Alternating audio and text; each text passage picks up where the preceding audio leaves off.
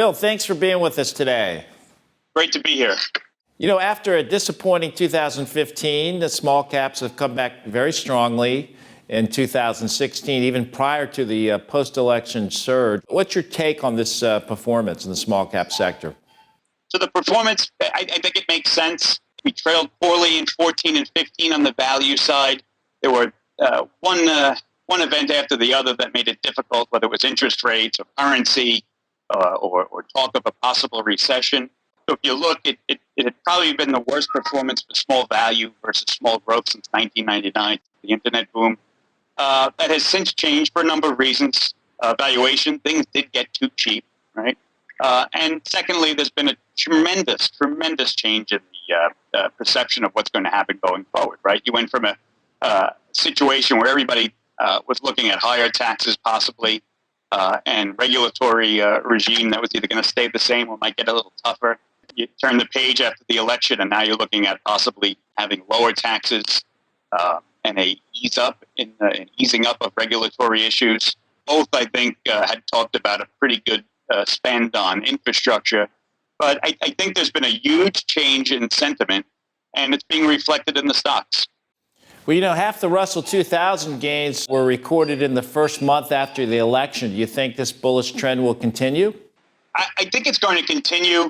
The only parts where I think it could get dicey will come around earnings time, because you're not really going to see a dramatic change in anything as far as better revenues or anything else like that from this first quarter. None of those things that I think people are anticipating happening are going to be in those numbers. However, the tone of the market will be set by those conversations on the conference calls where people will give you sort of soft data, right? Our salespeople are more busy, our clients are more optimistic, etc. But I think we can continue because I think that, you know, we have been undergrowing, if you will, if there is such a term. And I think the economy is able to do much more than it has. Are there any sectors that you favor as we move into 2017?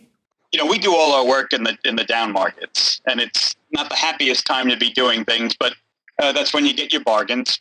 So in 15, we loaded up on the infrastructure names, and they've done very well.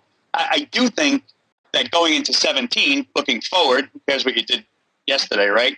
Going forward, I think possibly the industrial companies in the U.S. Could be the place where you make a lot of money. And there's two reasons. Number one, I'm not a currency expert, but I would think that the dollar has climbed a lot. To see it go up again as much as it has would be pretty incredible. So I think we've seen the pain that the dollar is going to inflict on the manufacturing sector. But the second and more importantly thing is the energy situation.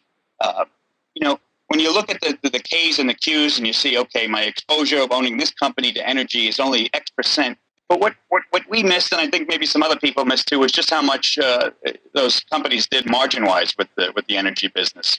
So when the companies come in here and talk to us about, and we ask them what could really help, you want better GDP growth, et cetera, you know, quite a few of them have said, you know, we'd really like to see the energy business come back. And now with these higher oil prices, or as my friend said, you know, the new program to make North Dakota great again with energy prices have really picked up. I think you could see a good rebound in the stocks on the industrial side. As I understand it, Bill, you help run the small cap fund there at Royce and the Microcap fund. In a more general sense, what do you look for in the smaller cap space? What are some of the key investment characteristics that drive your buy and sell decisions? Sure. So we always look for two things. When we like a low price to book and a low price to sales. And a low price to book we use as something to help us not get into too much trouble. So if we make a mistake on something that's trading at book or 1.5 times or 2 times book, we know what our downside is, or we think we could feel comfortable with that.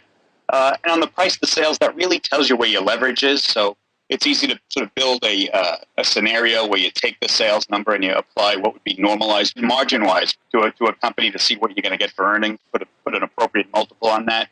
So that's the starting point always. We love turnarounds. We love asset plays. We love broken IPOs. We really like companies that are growing in parts of the economy that people don't necessarily think are growth sectors, primarily because they're not. So if you can find something growing in a part of the economy that's not a growth part, you can make some nice returns. Well, you know, Of course, you're one of the chapters in my book, Small Stocks, Big Money. In that book, most of the fund managers that we interviewed talked about the importance of management. How important is management in your decision-making process? We love to have management that's sort of been through the cycle before, especially ones that have been through tough cycles, been through turnarounds. And if we could find people with that experience, that's really high on our list. You find, I think one of the things that people underestimate are the abilities of the small company management. They're very, very good. They just happen to be a lot thinner than a big company, right? They don't have the history. They don't have the ability to bring people up through the ranks over time. So there's a lot more dependence on key people. So it's one of the dangers, I think, also investing in really small companies is that you rely on a relatively small amount of people, and if you should lose one of those people, it can be a hindrance to performance. Bill, what is? Give us a profile. And you've kind of done this through the interview, but as a final question, give us the profile, the characteristics of a company, maybe that you've been talking about or that you look for to put in your portfolio. Sure. I was just at a big technology conference out west, and one of the things you realize is that the spending on things like artificial intelligence, on the self-driving automobiles, cloud build-out, really eating up a lot of chips, a lot of components. And one of the best ways, I think, to play that, aside from buying those companies that make those things, are the capital equipment names. And there are a host of them, from very, very big ones to very, very small ones, that I think are going to be on a nice extended run here. Generally, when you're at a position where you don't have a big supply-demand imbalance and demand looks pretty good going forward, build-outs, tool orders, things of that nature are really going to be, I think, robust. So if you look down that whole supply chain of anyone who's building semiconductor capital equipment, I think it'll be a pretty good place to be. Bill, thank you so much for being with us today. Always great insight. Look forward to having you on the show again sometime soon. Great. Thanks so much.